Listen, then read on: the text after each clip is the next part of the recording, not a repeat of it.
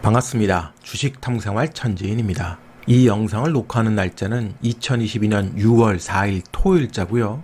이번 시간에는 최근 미국의 주요 CEO들이 심상치 않는 경기 침체 경고에 나섰는데요. 오늘은 이 내용에 대해서 살펴보는 시간을 갖도록 하겠습니다. 먼저 고용지표를 좀 살펴보면요. 미국의 실업률이 5월 달에 3.6% 찍었습니다. 노딱 사태 이전 수준을 완전히 회복하는 그런 긍정적인 흐름이 나왔고요. 비농업 부문의 신규 고용자 수도 39만 명을 찍어서 시장의 전망치보다 높은 수준을 유지했습니다. 물론 전년 대비해서는 좀 부진한 그런 흐름을 보였어요. 그래도 시장의 전망치보다는 긍정적이었다는 부분이 나쁘진 않은 수준이죠. 그리고 시간당 임금 같은 경우도 작년 5월 달에 30.36불에서 올해 31.95불 임금이 계속 상승하는 그런 흐름을 보여주고 있는데요. 임금 상승률이 무조건 지금 좋다고 할 수는 없겠죠. 인플레이션에 대한 우려가 계속 높아지는 상황이니까. 노동 참여율 같은 경우도 노딱 사태 이전을 회복하지 못했습니다만 꺾였다가 다시 회복하는 62.3%를 찍었습니다. 노동 참여율이 65% 미만은 여전히 긍정적이진 않은데 추세적으로 반등을 계속 하고 있다는 부분은 긍정적으로 볼 수 있겠죠. 이렇게 미국의 고용지표가 긍정적으로 발표됐음에도 오히려 시장은 반대급부로 해석하면서 지수가 급락하는 그런 모습을 보였어요. 고용지표가 탄탄하면 연준의 금리 스케줄은 여전히 조정될 가능성이 없잖아요. 계속해서 0.5% 이상의 금리 상승을 예견할 수 있으니까 시장에서 오히려 이게 역작용을 하면서 오늘 새벽 마감한 뉴욕 증시가 다 같이 또 급락을 했습니다. 나스닥 같은 경우는 2.47% 폭락 수준이죠. 사실 예전 같으면 워낙 지금 바닥에서 변동성이 큰 흐름을 보여주고 있는데 우리 시장으로 금요일 새벽 마감했을 때는 오펙의 감산 효과 이런 기대감으로 급등이 나왔다가 하루 만에 되돌린 거예요. 물론 여기서 다시 또 기술적으로 반등이 나올 수도 있지만 확실한 모멘텀이 없으면 다 다시 또 매물보다 많고 두들겨 맞을 수밖에 없을 겁니다. 더군다나 최근 미국의 주요 CEO들이 경기 침체 경고에 나섰다고 했잖아요. JP 모건의 CEO인 제이미 다이먼 같은 경우 허리케인이 온다는 표현을 썼어요. 양적 긴축이 시작되고 우크라이나 전쟁은 해소될 기미가 보이지 않는다. 공급망 쇼크가 계속되면서 인플레이션의 부담도 계속 있고요. 경기 침체 우려가 분명히 있다라고 목소리를 좀 높이고 있는 과정입니다. 여기에 또 애플이 아이패드 공장을 중국에서 베트남으로 이전할 것이라는 보도가 나왔어요. 그동안 중국발 리스크를 줄일 수 있는 기회가 없었는데 최근은 락다운이 계속 진행이 되고 해소됐다 해도 다시 또 일부 봉쇄 조치가 지금 나왔잖아요. 그러니까 이런 불확실성 속에서 때는 이때다 그러고 애플이 아마도 탈중국에 시동을 걸 것으로 보여지고요. 영화 탑건이 이제 개봉되는데 미국에서 이제 개봉을 했죠. 탐 크루즈가 입은 항공 자켓 뒤에 대만 국기가 새겨져 있습니다. 영화 속에서 이제 아버지의 유품이라고 나온다는데 2019년 트레일러 영상에서는 저 대만 국기가 지워져 있었다고 해요. 그런데 이번에 영화 개봉에서는 당당하게 그냥 드러낸 겁니다. 중국에서는 뭐 난리가 났죠. 또 헐리우드에서 중국 자본이 빠져나갈 수도 있는데 그런 리스크를 감안하면서까지도 탑건에서 저걸 드러냈다는 것은 미중 무역 전쟁이 끝나지 않고 앞으로도 지속되고 확산될 수밖에 없는 분위기를 간접적으로 설명해 주는 것 같아요. 그러니까 공급망 쇼크는 우크라이나 사태가 해소된다 그래서 완벽하게 해소될 수 없다는 거죠. 미중 무역 전쟁으로 인한 공급망 쇼크가 여전히 남아있을 수 있습니다. 더군다나 최근 미국에서도 확진자 수가 다시 확산되면서 샌프란시스코 일부 지역은 마스크 착용 의무화를 다시 발동을 했어요. 그러니까 불확실성이 해소되려고 그러면 자꾸 튀어나오고 그래서 그런 불안정한 심리가 계속해서 시장에 적용될 수밖에 없을 거예요.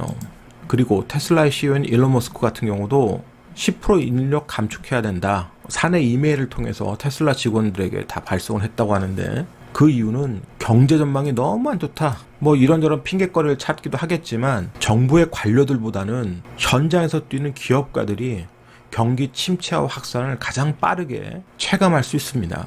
그런데 이 글로벌 기업 중에서도 금융에서는 JP 모건이, 제조업체에서는 일론 머스크가 경기 전망이 안 좋다고 지금 설명하고 있고 최근 실적 발표에서도 여러분들이 아시다시피 대부분의 기업의 CEO들은 2분기, 3분기도 여전히 실적이 좋지 않을 것이다. 전망 자체가 나쁘다는 것을 여러분들이 아실 수 있을 거예요. 그래서 주가가 반등을 해도 계속해서 수급도 안 좋으니까 저항을 받을 수밖에 없을 겁니다. 오펙도 미국의 요청도 있겠지만 그런 글로벌 경기 침체에 대한 우려 이런 것들이 자꾸 나오니까 부랴부랴 64만 8천 배럴 약 50% 정도 추가 증산을 확정했다는 소식이 나왔는데요.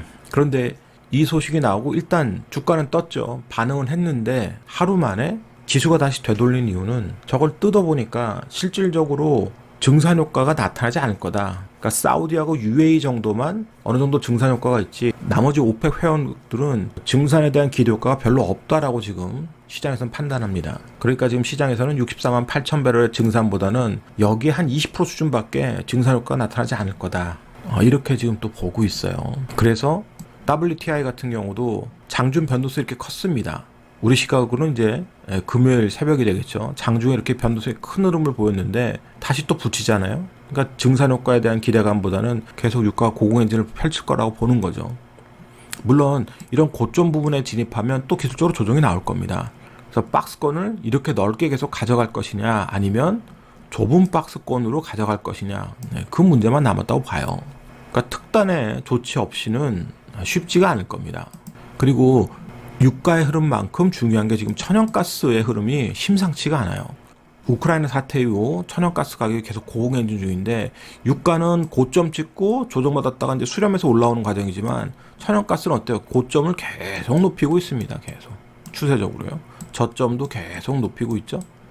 여기를 또 돌파한다? 상당히 불안정할 겁니다. 지금 시장 자체가 또. 하지만 국내에서는 또 천연가스 관련된 테마주들이 있기 때문에 그런 테마주들을 매매할 수 있는 기회를 찾으면 되는 거고요. 해외 주식 하시는 사람들 같은 경우는 천연가스 관련주들 있죠. 대장주 몇 종목, 뭐 종목까지 언급은 안 드리겠습니다만 대장주 한두 종목들이 오늘 새벽에도 좋은 흐름을 보였습니다. 미국 시장에서. 그런 종목들이 이제 눌림목 나오게 되면 매매를 하든지 그렇게 기회를 자꾸 찾아야 돼요. 그러니까 경기 둔화 우려, 경기 침체 우려, 여러 CEO들의 경고 이런 것들로 공포감에만 사로잡히는 게 아니라 거기에 맞는 전략을 짜면 된다는 소리입니다.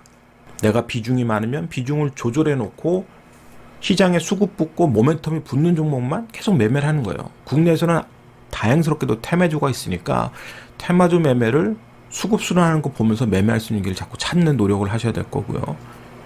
그렇지 않으면 좋은 종목이 지금 수급에 의해서 빠져 있다. 그런 종목들을 중장기 차원에서 보는 것도 나쁘지 않은 선택인 겁니다. 지난 바이든 대통령이 방한 때 삼성전자를 찾았죠.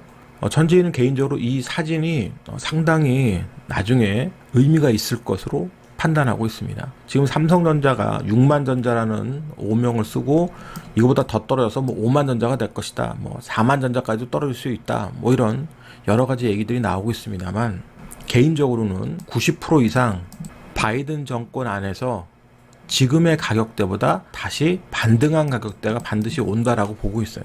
이 사진이 주는 의미를 한번 생각을 잘 해보시기 바라고요. 그러면 천연가스 관련들 차트 흐름을 보고 전략을 좀 생각해 보겠습니다. 천연가스 중에서는 아무래도 이제 대형주 쪽에 한국가스공사가 있습니다. 시가총액 4조짜리고요. 4조짜리인데도 막 급등락을 하죠. 워낙 천연가스 가격이 널뚝이고 또 이 종목 자체가 거래량이 많지 않기 때문에 또 그렇습니다. 4조짜리가 또 테마였겠어도 그렇고요. 하지만 최근의 흐름은 상승 N자형 패턴을 보고 수렴하는 흐름이에요. 가스공사의 최근 흐름만 놓고 보면 꼭 유가의 흐름과 비슷한 모습을 보이고 있죠. 자, 이 고점을 한번 도전해보지 않을까라고 보는데 혹시라도 천연가스가 조정이 나오게 되면 이 종목도 조정 나올 수 있습니다. 최근에는 기관과 외국인들이 서로 샀다 팔았다 하면서 수급을 장악하는 모습이죠. 그러면 기관과 외국인들 수급 보면서 그들이 대량 매도해서 빠져나가지 않는데 이번에 이런 눌림목 자리들 들어오면 괜찮습니다. 상승 N자형의 장대 항목을 나름대로 만들었던 자리에 저점대 부분이니까요. 42,000원짜리 근처까지 조정 나오는 모습 보면 분할로 매수해서 반등할 때 매도하는 전략도 나쁘지 않을 거고요. 다만 장대 음봉이라든지 개파락 장대 음봉만 여러분들이 기술적으로 조심하시면 되겠죠. 천연가스 테마 중에서 가장 좀 탄력적으로 움직이는 종목 중에 하나가 GS입니다. 급등 나가는 모습이죠. 최근에 수렴 과정 거치고 있는데 21이평선하고 거의 지금 중기 이평선하고 붙었어요. 만약에 다음 주에 태양광이나 풍력 쪽의 수급이 잠시 천연가스 쪽으로 이동하는 모습이 나오면 GS의 흐름이 좋을 수 있습니다. 22평선이 꺾여서 내려온다면 몰라도 여기서 수렴점을 만든다면 이런 모습이 나올 수 있는 거예요. 21평선을 타는 장대 양봉이 나오는지를 보시고요. 장중에 보는 분은 이런 자리가 나올 때 빠르게 매매하면 또 짭짤할 거고, 장중에 못 보셨던 분들은 이렇게 장대 양봉이 나온 다음에 눌림목을 노리시면 되는 겁니다. 22평선 안착 시도하는 눌림목에서 사서 반등하면 팔고 빠져나고 샀다 팔았다 해야 되는 거죠.